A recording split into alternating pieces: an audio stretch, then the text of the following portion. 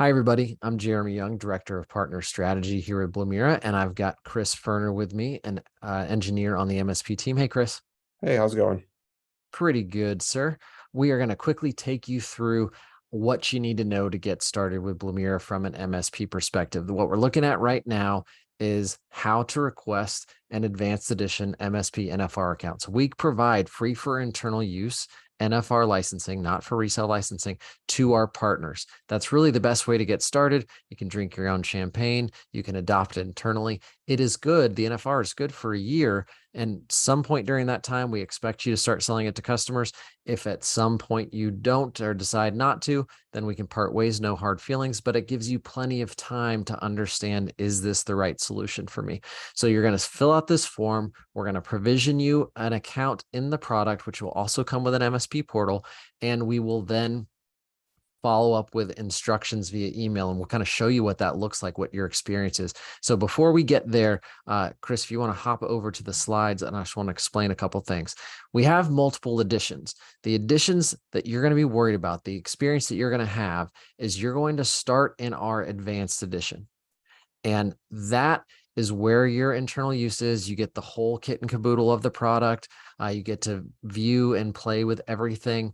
And then we also have a free edition. This is free for your customers. So in the MSP portal, you can add 100% of your customers before you start paying us a dime and get free detections and guided response on your M365 tenants of your customers.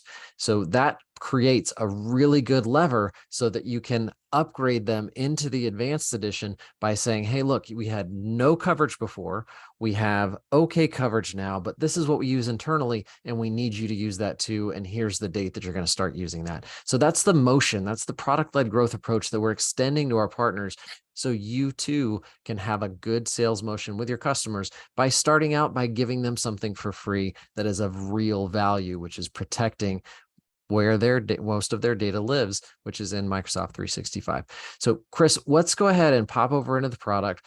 Once you submit that NFR request, the first thing you're going to get is an invitation. Once you log in, you're going to land on the MSP portal on the accounts tab. Now, of course, you won't have any accounts in yours, but this is what it looks like when Chris has about 4 accounts created. You can add an account in here very easily, and you can then, it doesn't, of course, it doesn't take any credit card information, anything like that. You give the account a name, you give us the web URL, how many users and which edition they're on, and it will be added right there. If you want to add all of them, go to that multiple, download the spreadsheet, return it to us, and we'll upload them all for you so you don't have to do it onesie twosie. Now, in your NFR, the account that you're landing on that shows the MSP portal, that is where the majority of MSPs have their NFR. So you can just go down and start deploying. If you need to, for separate purposes, have your NFR account as a child, that's doable. Just let us know. We can help you out. But go ahead, Chris, take us through the setup and the getting started guide of which is one of the things that we send along when you get your instructions for the NFR. And let's first take a look. Let's start out with the Blumira agent.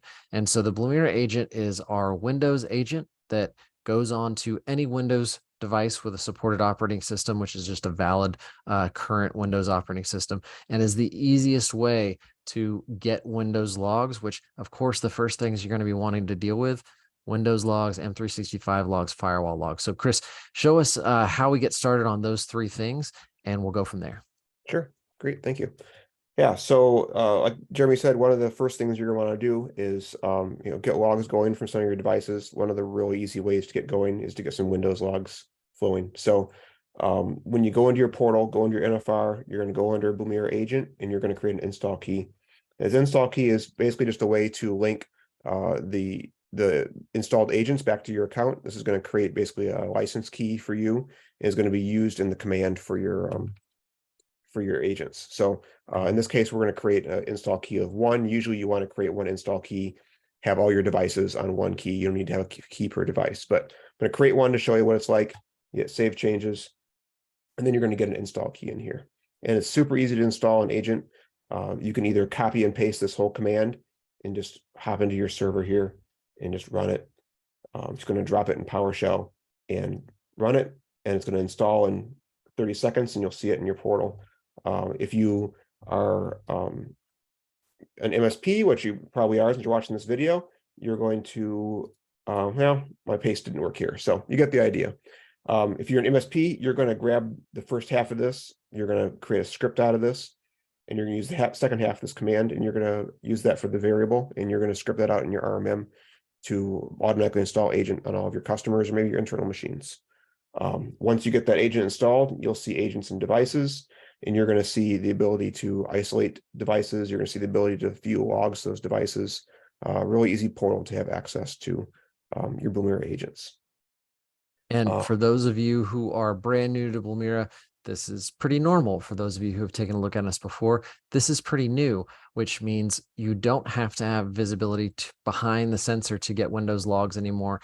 NXLog and Sysmon, still an option, but Blumira Agent, which gets logs out to the Blumira cloud wherever they happen to be over HTTPS, allows us to support remote work, support work from home, and makes it a simplified way to get us logs. Agent updates itself, and also it supports host isolation. So I know most of you have many tools to support host isolation. One of the reasons you might want to use ours, it continues to get those logs while isolated, so there's no gap in the logging during that time when the device is offline. So you're going to start there. You're going to get Windows logs. Once those Windows logs start coming in, within about an hour or two, we have something called automated rule deployment that the detection rules will deploy themselves.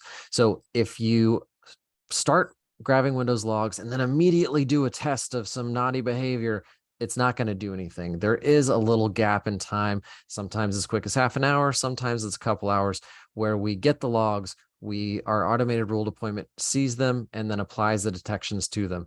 You can see those detection rules under the settings, and there are two types of rules. There are rules that are enabled by default, and then there are rules that are disabled by default. You may want to start out by just turning everything on and then using detection filters to filter out that noise, and we'll come back and show what detection filters are in just a minute. So if the next thing on my list, Chris, is Microsoft 365, where am I going?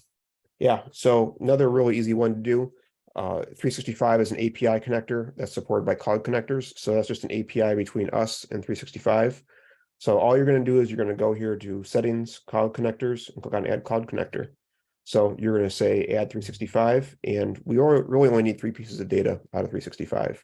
And we provide a really helpful setup guide to walk you through the things you need to do.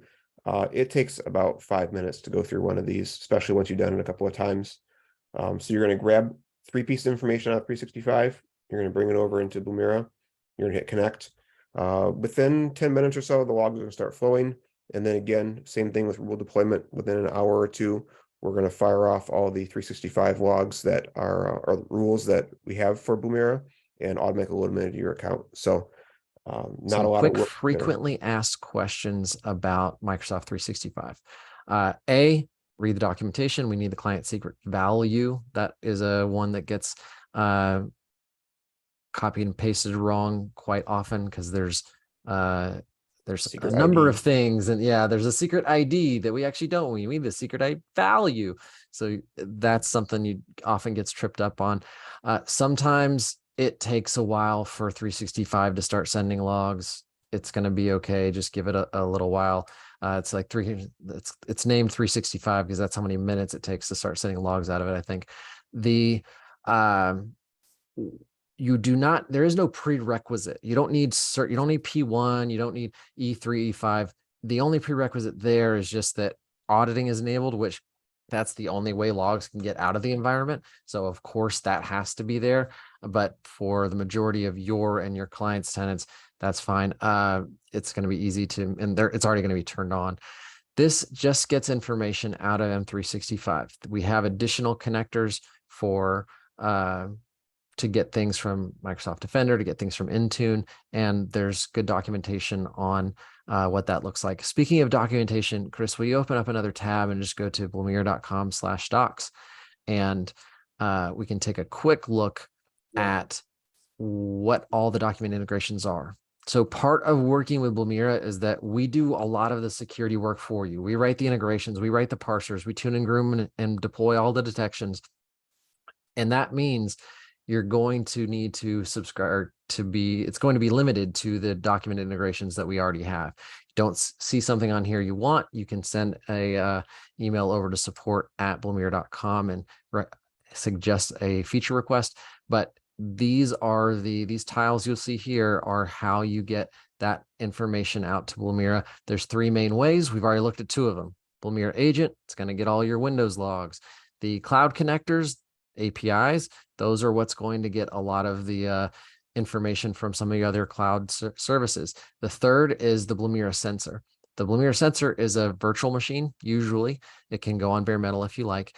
And it is pretty vanilla Ubuntu that we then give you a curl script to run. It also serves as a honeypot. So Chris, you want to take us quickly through what it's like getting that set up?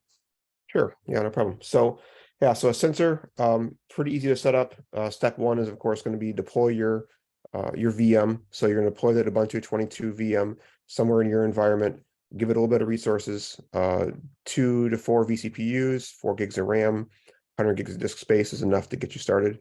And then you're going to go into the Blumira portal and you're going to say, I want to add a new sensor. And so you're going to basically tell us what the name is, pick a location, and what you're going to ultimately get in about 3 or 4 minutes in your email inbox and also in the portal is going to be a line of code. And you're going to just copy and paste that line of code into the terminal on your sensor OS. And we're going to do all the work to deploy everything on there. We're going to download all the packages, configure everything. And then a few minutes later, you're going to see the sensor go online, going to turn green, and it's going to start logging basically its own metadata to Blumira. And then from that point, that sensor is ready to start doing more things. So the first thing that you can do with just a click or two is you can create a honeypot. So the honeypot is a feature of the Blumira sensor. You're going to basically just go in here and you're going to search for honeypot and you're going to add a honeypot. You're going to give it a tempting name because honeypot is going to basically be a early warning for people that are doing discovery on your network. So somebody might be probing around looking for things that have valuable documents or data on it. So you're going to give it a name like password server or finance server or something like that.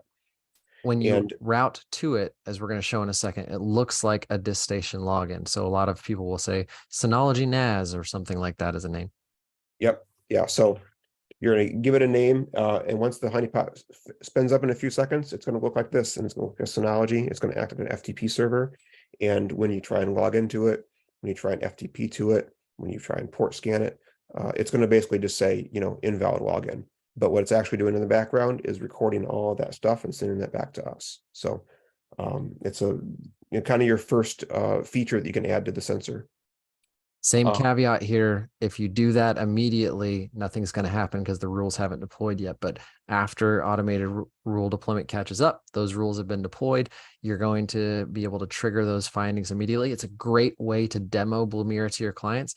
And Chris can show that what he just did in the disk station login right there just created this priority one threat honeypot authentication attempt. So let's go ahead and pop into that one and take a look at it. All of our findings are going to look similar in that they will all have a rule name. They are all going to have a type, which is either threat, suspected threat, or risk, and then priorities 1 through 3 in those categories. Every single one is going to come with a detailed analysis written so that an IT person can understand. And then if you assign yourself or you assign someone else to it, those workflows open up so that you can interact with the tool, and it will help teach you or teach your team how to better respond to security incidents by taking you through this kind of if this, then that questions and answers that guides people to the right response and ultimately the remediation. If you need further help, Blumira is there 24/7 with a 1-hour SLA for critical incidents. And you have the option to just type right here in the finding and send that note to Blumira support. Please help me understand XYZ, send to Blumira support, and we'll be there. The support team covers both We have lanes on the support team, one that covers the product and technical side of things. And we also have security operations support. It is our SOC team on the back end. You can also add attachments in here to send those as well. Now, if this is something, if you use Cyber CNS, if you use some sort of port scanner that's always going to be doing this every few days, et cetera, and you don't want to see it coming from this specific IP address, that's what detection filters are for. So every one of our findings is going to come with a detection filter section where that allows you to tune out some noise. So if this is something that you know is going to happen, you're okay with it, you don't even want to see it, then we can add a detection filter for it. Be careful. Detection filters can be very wide or they can be very narrow based on what you do here. So you don't want to do one that equals an entire IP address range, right? Or not equal to that, because then it will only do that one particular IP address. So just be careful when you're creating them, because you don't want to law of unintended consequences, filter out noise.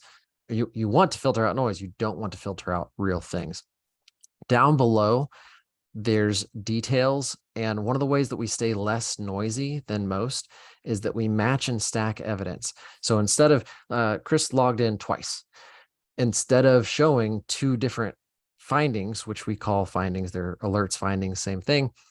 We just match and stack both of those, provide you the log level intelligence on the line items here of this is what happened at this time, this is what happened at this time, and it then puts it in a way that it's the same thing. It shows you what's going on. Think about password spraying, a couple hundred employees, 30 attempts each. You're not going to get a mountain of alerts. You're just going to get one that helps you understand what to do about what we're sending you. Other items of note on our findings, Chris? No, that's pretty much it. This matching and stacking gets really helpful, like you said, with password spraying, because you're going to get one alert. You're not going to get loaded up with alerts. Once we tell you that there's an alert, then you go in there and you can see, if it's one or many or hundreds or thousands. You don't need to have your email inbox filled with those going on over and over again. Common question at this point, Chris, is how am I going to get these alerts? So let's take a look at the, let's go to the notification settings. You can configure the alerts to get over to you however you like. You can do email only by default. Everything is email only.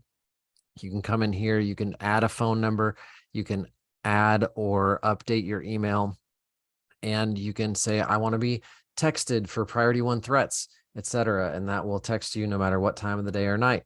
So you will get notified how you want to get notified. You can also set up a Microsoft Teams channel to go to for us to send alerts to. You can also set up a PagerDuty phone number, etc. In your MSP portal, Chris, you want to go through some best practices of maybe adding a user and then getting them assigned. So if you have a support at ticketing integration, you can go ahead and add them as a user in the MSP portal and then assign them to multiple accounts. So the purpose of the MSP portal is to do one-to-many things. You can add users in bulk, you can add accounts in bulk, you can assign a single user to multiple accounts at once, so you don't have to go in and do things line by line by line, account by account by account. It is a very helpful tool. We're just getting started on the functionality. We will be adding more global settings as we go and as we mature in the space. But if you were to hit create user there, it would apply that user to all of his accounts. And then by default, it's going to do email only, but then you as an admin can go into your users and the parent level where that one lives. You can edit their notifications, and then you can configure it however you like.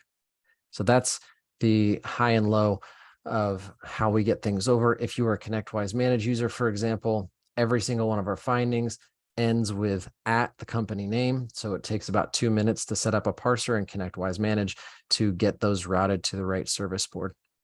So we've got a Blumira sensor set up now, Chris. If I have a FortiGate firewall, what am I doing to get information over to the sensor? Yeah, so really easy then, if you've got a sensor set up.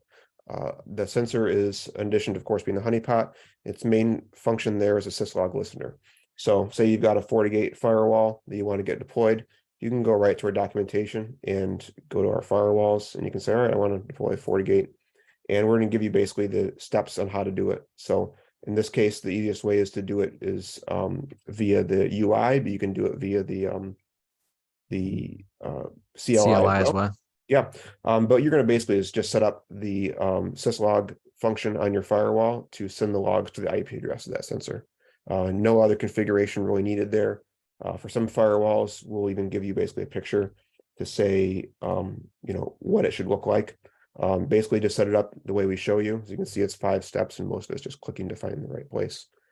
Set up your IP address of your sensor as the syslog destination, and within a few minutes, down here, you'll see the firewall start logging. You'll see type will be SonicWall or Fortinet, and the logs are starting to flow in.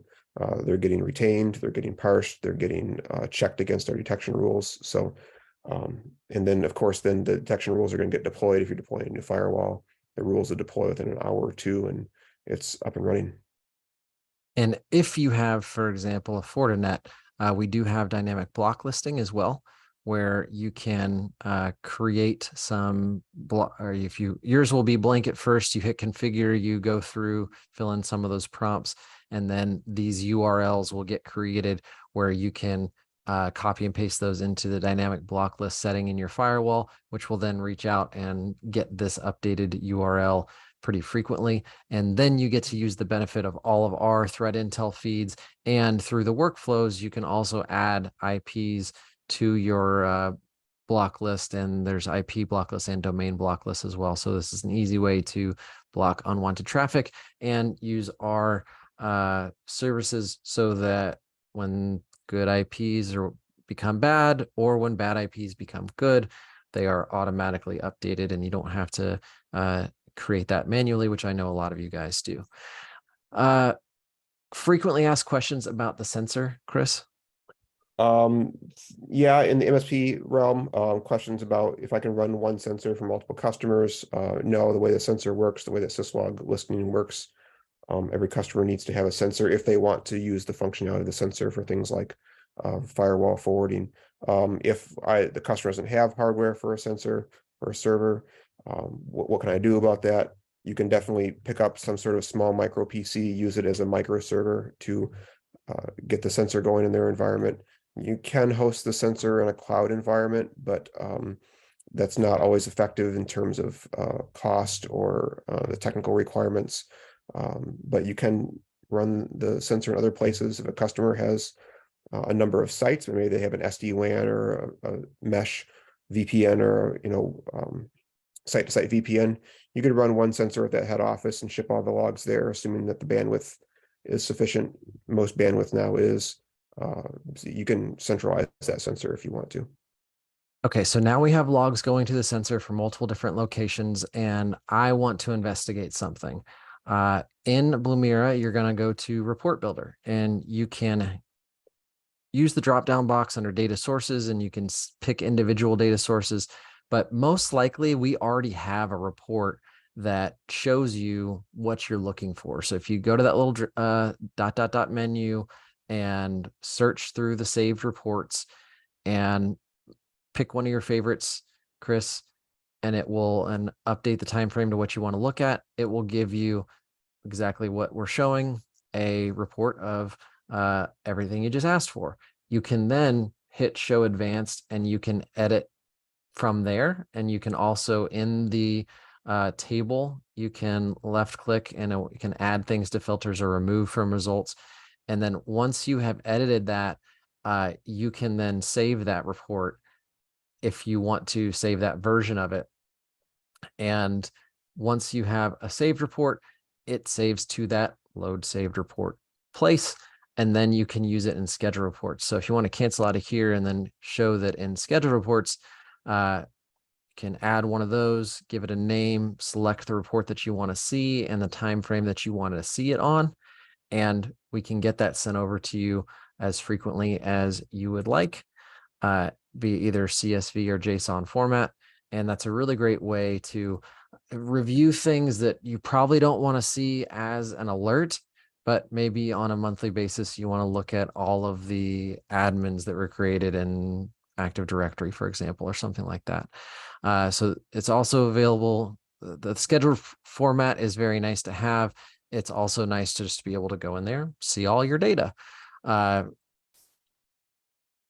So all the data is available to you. It's good to note that we charge based on the amount of users. And for us, that's how many employees does your customer have that have access to technology and uses it? So knowledge workers. And we do that because so many people in this lane of technology, and Chris, if you want to bring up the MSP pricing page, so many vendors in this lane of technology historically have billed based on how many integrations do you have? How many sites do you have? How many desktops or laptops do you have, or servers, or how much data volume are you bringing in, or how much, et cetera, which makes it nearly impossible to understand how you're going to get billed and size how you're going to get billed until you're getting billed. And SMBs have no time for that whatsoever. So if in the first email that you'll get from us after you're setting up your NFR, this link will be included. And this shows you the pricing for MSPs. This is very much discounted off of the list pricing. If you go to blumira.com/pricing, you'll see list. The MSRP is listed right there on each one of those editions. And it shows that you guys have very discounted pricing. You would start out those minimum commitments are at the MSP level. There are no minimums or commitments at the sub account level. So you're going to subscribe to, let's say we're going to start off on tier 1. You're going to give me a minimum of $425 a month, assuming the makeup of all your customers underneath your MSP portal is above that. We're going to bill for actual usage above that minimum. And there are 3 editions. You can learn more about the editions as you go. Most of our customers are just using the advanced edition and the free edition. And we do have an advanced plus bundle that includes the agent and the per user pricing now. And so you can email us to ask more about that. At the tier 1, it's just adding $1.50 to it. But MSP@blumira.com is the easiest way to get in touch with us for all things MSP related. And that is a high level overview of what you're going to get when you submit that NFR form and get started with your NFR environment. Chris, any last thoughts before we get going today? No, I think that's good. Definitely if you're thinking about getting started, the NFR is a great way to get your own account, to be able to work with it on your schedule. And then we're there. I'm there. Jeremy's there. Our team is there, and our support team is there too to help you with questions along the way. But I know that a lot of people appreciate being able to drive themselves and to test it out themselves. So the NFR is a great way for you to really get into it and handle it on your own and with your own data and your own environment if you want to. Exactly. And we're not going to bother you a whole lot. So be sure to raise your hand when you need us. The link to get there is just blumira.com/NFR. Submit that. And once you get going, we'll be there to help you along the way. Thank you very much for the time today, and we'll see you out there. Thanks.